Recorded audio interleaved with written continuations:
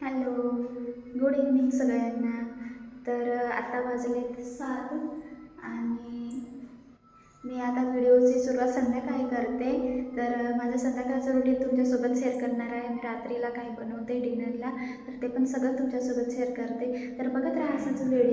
तर मिस्टरांच्या हातची अंडा घोटाळा रेसिपी मी तुमच्यासोबत शेअर करणार आहे. ते बनवणार आहे. त्यांच्या हातची खूप छान लागते भाजी.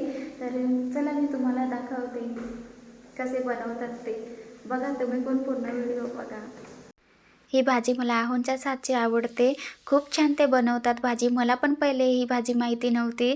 तर ह्यांनी मला शिकवली म्हणून मी आता बनवते अशी भाजी. पण त्यांच्या हातची वेगळीच टेस्ट लागते. खूप छान टेस्ट लागते आणि ते बनवतात पण खूप छान पद्धतीने.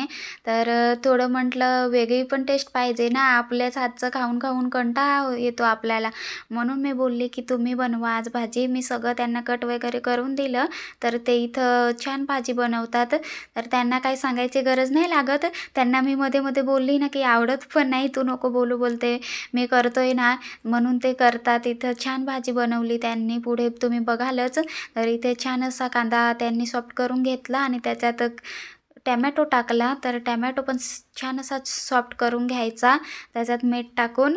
तर मी व्हिडिओ शूट करत होता आणि ते छान अशी भाजी बनवत होते. तर छान त्यांनी भाजी बनवलेली, खूप छान टेस्ट लागली. तर तुम्ही पण अशी बनवत नसाल तर बनवून बघा, एकदा तरी ट्राय करा. ही भाजी खूप छान लागते. मला तर खूप आवडलेली ही भाजी. फर्स्ट टाईम बनवलेली. म्हटलं अशी कशी तुम्ही पाणी वगैरे टाकता, पण छान लागतं. छान तुम्ही पण बनवून बघा. तर इथं बघा ते बोलत होते की लांबून नको, जवळून दाखव, जवळून छान दिसेल म्हणून. तर मी जवळ घेतला कॅमेरा आणि शूट करत होती. तर छान पद्धतीने ते बनवतात. आपल्याला पण कंटाळा आलेला असतो म्हणून त्यांना बोलायचं तुम्ही छान असं बनवता. पण ते खूप छान बनवतात आणि आपल्याला पण नवीन काहीतरी खायला भेटतं ना, म्हणून त्यांना बनवायला सांगितलं मी. तर हे बघा आता त्यांनी मसाले टाकायला घेतलेत. मसाले टाकून आणि छान असं परतवून घ्यायचं. परतवून घेतलं की त्याच्यात पाणी घालायचं. तुम्हाला हवं तेवढं पाणी घाला. पण ते बोलले की जास्त ह्याच्यात पाणी घालायचं. तर हे इथं बघा ते पाणी घालून घेतात. तर छान असं पाणी टाकायचं त्याच्यात आणि उकळी येऊ द्यायची त्याला. उकळी आली की मग नंतरला त्याच्यात अंडी फोडून टाकायची. तर बघा तुम्ही इथं पाणी भरपूर असं त्यांनी टाकलं. नंतरला ते घट्ट होते ना भाजी, म्हणून पाणी अगोदरच जास्त घालायचं.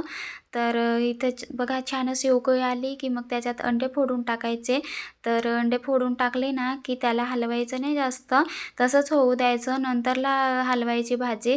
तर इथं बघा छान अशी भाजी त्यांनी बनवली.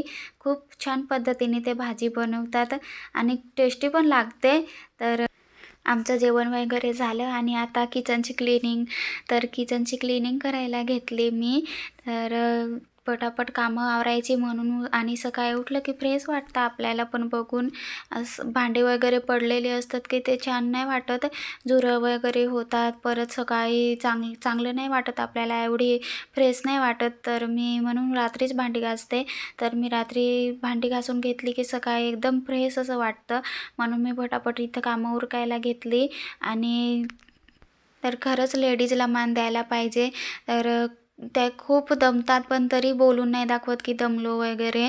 तर एवढी कामं पण करून आणि वरून बोलणं पण ऐकायचं सगळ्यांचं की हां तुम्ही काय करता, तुम्ही तर घरातच असता ना, तुम्हाला काय कामं. तर अशी कामं करायला लागतात. खरंच त्यांना आपण मान द्यायला पाहिजे.